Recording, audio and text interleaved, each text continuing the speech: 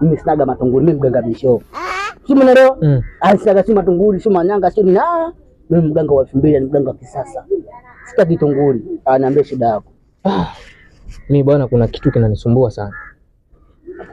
Mademu. Tena kuna demu ananivuruga akili yangu, sijawahi kuona. Anaitwa Hamisa Mobeto. Mobeto ndio anakusumbua wewe? Ndio. Yeye anakusumbua wewe? Hilo swala dogo kabisa kwangu mimi. Sasa nakuhakikishia sasa. Mashati yangu haya matatu. Matatu. Hadi ukimaliza hayo tu. Sababu mimi sitaki hela. Mimi nataka kwanza kazi ya baadaye. Si umeelewa? Sasa nataka mashati yangu. Uyasikie. Nasikia. Shati yangu la kwanza. Si umeelewa? Nataka uchukue nazo nivunjie kwenda godoro upasuke.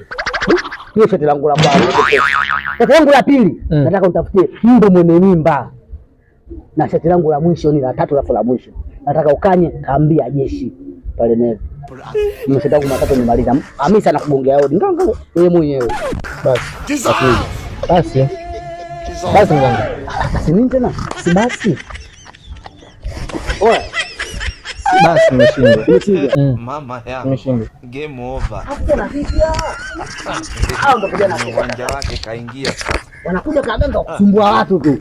Cheti yangu kidogo gani mimi mkomo la kusudi. Na tena kwa taarifa yake nimekaa na ganga zangu. Nimeongea kabisa kuhusu usumbufu wako wewe. Mtu anaketa taarifa yoyote kamata bakola. Shenzi. Hata usumbufu kama nini? Si mkafanye kazi huko.